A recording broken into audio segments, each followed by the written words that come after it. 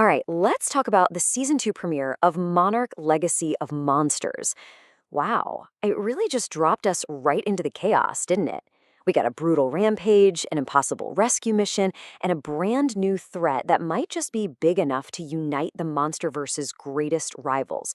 So, let's break this whole thing down. So, quick refresh on where we left off. Last season, the world was still reeling from Godzilla's throwdown in San Francisco.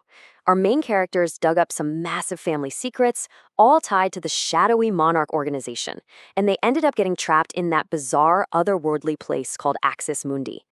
And when they finally escape, well, they land right on Skull Island back in 2017, which means they've just walked into the backyard of its king. And as this premiere makes crystal clear, Kong is not rolling out the welcome mat, which brings us to the very first explosive moments of the new season. Yeah, this episode does not ease you in. It just kicks the door down with a full-blown Kong rampage. Right away, you get a visceral reminder of the raw power and honestly the protective fury of the King of Skull Island. And the consequences are immediate and they are devastating. This is not some warning shot. We see Kong crushing trucks, swatting helicopters out of the sky like they're annoying flies, and in all that chaos, 16 Monarch personnel are killed. It's a terrifying way to establish that on his island, they are the intruders. And the folks over at Real Rejects, I think, said what we were all thinking. This wasn't just a simple intro. It was a huge statement piece, setting this incredibly thrilling and really dangerous tone for the whole season to come. Okay, so from monster chaos, let's pivot to the human decision that pretty much sparks the disaster at the heart of this episode. We're talking about a rescue mission that's born from a whole lot of guilt and zero regard for the rules. So Cate is just racked with guilt over leaving Li Sha behind in Axis Mundi. So what does she do? She cooks up this completely rogue operation. She gets Kentaro, Mei, and even her very reluctant father, Hiroshi, to go back with her. They flat out defy a direct order from Monarch's deputy director Verdugo, all with this crazy plan to reopen that rift and pull Shaw out. Look, just getting back to Skull Island is insane enough, but surviving it? That's another story. The island is already crawling with things that want to eat you, but what their little mission pulls through that rift? Oh man, it is on a completely different level. First, while they're trekking through the jungle, the team has to duck and cover from this winged dragon-like beast that is literally cracking with bioelectricity. I mean, talk about a nasty welcoming committee. Then you get this scene that feels like it was ripped straight out of Jurassic Park. They're in this abandoned control room and they get ambushed by this grotesque, almost weasel-looking monster. Kentaro just barely, and I mean barely, takes it down with a conveniently placed forklift.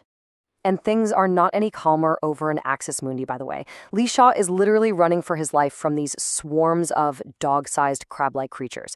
One of them even manages to get inside the rescue pod with him, which leads to this super frantic, claustrophobic fight. So here's the kicker. The mission to save Shaw, it works. They get him out. But it comes at a catastrophic cost. Their portal awakens something colossal, this massive tentacled titan that follows them right back into our world. And in the ensuing chaos, Deputy Director Verdugo is struck and killed.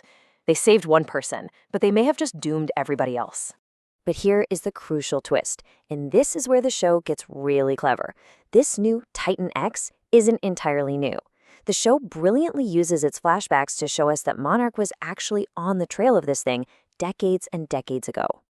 And that strange dimension Axis Mundi is the key to all of this.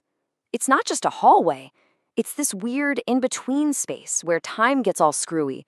It's kind of like a hibernation chamber for dormant titans, just waiting for something, like, say, a rogue rescue mission, to wake them up.